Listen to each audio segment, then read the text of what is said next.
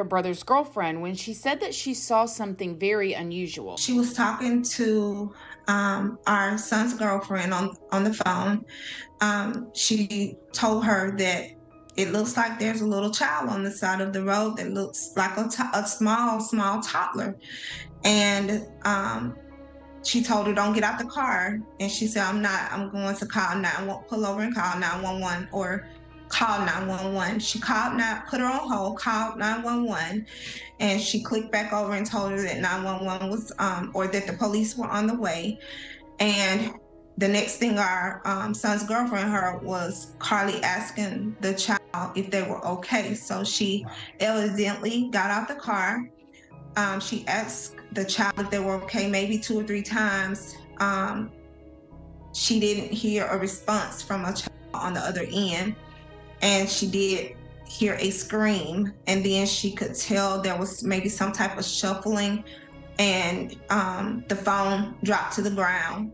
And from there, all she could hear was background noise. By that time, she was coming into the room to alert myself and my son what had just transpired. She kept the line open. She didn't hang up.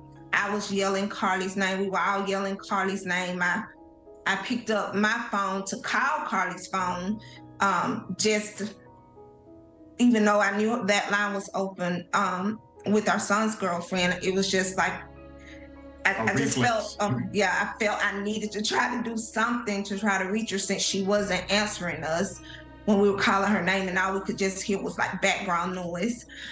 And from there, I came and got my husband from the bedroom and told him a brief synopsis of what had just transpired. We needed to throw on some clothes and go to her location. We do share our location through Life 360. And so it was pinging that she was at a particular street. However, when we got there, we did not see her car. And what we realized once the police came to where we were is that because her car was on the interstate, it was pinging at the street we went to because that street was right behind and below that Interstate 459. The Hoover police showed up within 5 minutes and found her car. Now, when they found her car, they did not find any signs at all of a toddler. And by the way, they mentioned that nobody else called in 911 saying that they had seen a little one walking alone on the interstate. It was only Carlee that called that in. But also when they got to her car, they did not see Carlee neither. 3 or 4-year-old child walking on the side of the interstate next to her. RP's going to be close by in a red Mercedes sedan with the hazards on. Child's going to be a white male wearing a white t-shirt and a diaper. 42 copy from YMCA. 442. RP's advising there's no cars in the area. Looks like the child's been abandoned on the side of the road. 42 copy. 442. You're actually going to have to access from 31. They're going to be plotting just before the exit. 441, can I get you to head that way? Head the room, even that way. Or when you still got him on the phone. Negative, but she's stated that she would stand by for police. 42, I'm getting 23. 4. 42, call the RP back. She's not at their vehicle. 42, just be advised her vehicle's unlocked, running. All her personal belongings except for her phone. 4. 13, if we can we start you in the Atkins trim area and just see if this child might have wandered from a house over there? 34, I'll be around. They said that they located Carlee's wig, cell phone, and purse on the roadway near her vehicle, and Carlee's Apple Watch was inside of her purse. Investigators with the Crime Against Persons Unit were notified and the investigation immediately began. Now, one thing I can say about this situation with Carlee is the Hoover Police Department did not waste any time. Do you hear me? They got a hold of local, state, and federal agencies, and they all, BAP, immediately came to help to look for Carlee. And people were looking for her. I'm talking about they were walking through the nights, all through the wooded area on the side of the interstate there. They were walking the next day. Carlee's family had search teams going on. And I mean, this case went absolutely viral. I mean, we heard the story of a young woman after work. She stops to get some food. She's on the way home. She says she spots a little one walking on the side of the interstate alone, calls 911, tells the police, hey, this is what's going on. She pulls over and she disappears, and her car is still there, her purse is there, her wig is there, her phone is there, everything. Immediately, people believed that she was abducted. I mean, what else could have happened? However, as the days went on, weird things started to come out. Like, one of the things that came out was the camera footage from the interstate, and me and you guys are going to go over this right now. Now, this is allegedly Carlee's car right here on the right-hand side on the shoulder of the interstate. And as you guys can see, like, she was on this shoulder for a long time until she drives all the way up here by this next marker, and this is where she stops her car.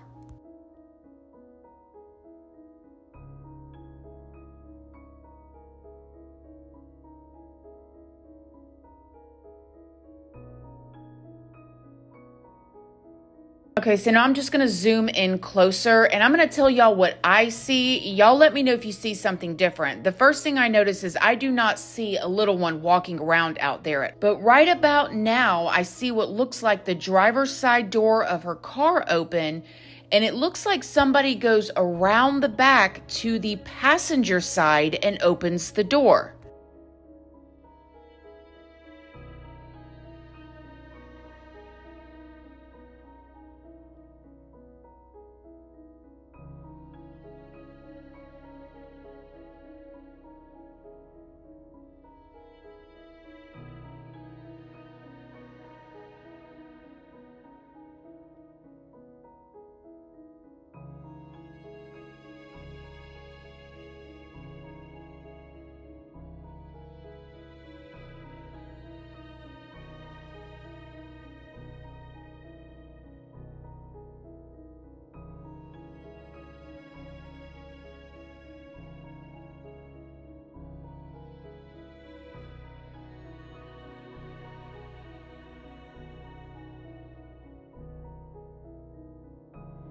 Now, you guys saw the footage just like I did. First of all, I didn't see a little one walking on the side of the road. I do think it would be strange that all of those cars, because that is a very busy highway, were driving down the road and no one not only seen a little one, but they did not see Carlee being snatched or another car pulling up. It's literally like she just vanished. Poof, where did she go? Also, why, if somebody was coming to snatch her, why would they leave all of her stuff laying in the road? If she just got out of the car to talk to this little one and wait for the cops to get there, why was all of her stuff laying in the road when you could not see anybody else coming up to her? So that was just a really bizarre fact. Then the following day, while everyone was still searching for Carlee, something really strange happened. A 911 phone call came in from the Red Roof Inn's front desk that is only about 12 minutes away from where Carlee went missing at. And the person at the front desk, when they called 911, they said that Carlee's family was there looking for her because they said that Carlee had called them from the Red Roof Inn herself. Listen to this. 754 unclassified complaint. 1466 Montgomery Highway at the Red Roof Inn, the front office. Per caller, family members at this location saying they received a call from the female that's missing, Carlee Russell. 754, family members are saying they received a call from the female saying she was at this location. 754 en route. 760, 1851. 26 of the responding units. I just spoke with the front desk clerk. They said that the family is not being hostile or anything like that, but that there was about 6 carloads of people that have just shown up over there. 5-4 copy. Did the front desk have anybody checked in under that name? Negative, and according to the front desk, the message that the family got did not state which Red Roof Inn. They don't know if it's going to be Vestavia or another location. Thank you. Now, I just want to add real quick that there are people online saying that this whole situation was fake. However, we heard the dispatch call. Now, whether the whole thing was fake and it wasn't Carlee's family that showed up there or not, only the people that were there knew. But I will say that if somebody faked this, if they showed up to a Red Roof Inn 6 cars deep with 6 cars of family members pretending to be Carlee's family. I think that that's very strange. Nevertheless, this is what we heard on the 911 dispatcher, is that 6 carloads of people claiming to be Carlee's family showed up at the Red Roof Inn saying that she had called from there. The police, they investigated as best as they could. They did not find Carlee, and everybody left. Then the next evening, around 48 hours after she disappeared, a call came into 911 saying that Carlee showed up at the house barefooted, banging on the door. Now there's these dispatch calls that are saying that she was unresponsive but breathing. But then when the cops got there, they said that she was responsive. And then she was shortly after that transported to the hospital to be checked out. This is where Carlee was admitted into the hospital and treated. Now, at this point, we still don't officially know what she was treated for or what exactly went on, but this is when all the questions are coming to life. Now, Carlee's alleged boyfriend said online that she had been kidnapped, basically, because he used the words her kidnapper. However, what makes this strange is that the police are not speaking out and they're not releasing any statements of a person or persons that they are looking for. And as a matter of fact, one of these articles that I found said that they were actually giving her time, which I think is super duper weird, because if there are people out there that are using toddlers to lure young women in and possibly human traffic or something like that, we need to know that. And the locals of Birmingham need to know that there is somebody on the loose, which leads me to believe that that may not exactly be the case, but I am still not sure. And I'm going to walk on eggshells talking about this right now because I don't know. The things I want to start this off with is from the moment that I saw that Carlee disappeared, the police were on it, okay? All the professionals were on it. The media was on it. Social media was on it. And the family was on it. Okay, so this was covered quick, fast, and in a hurry.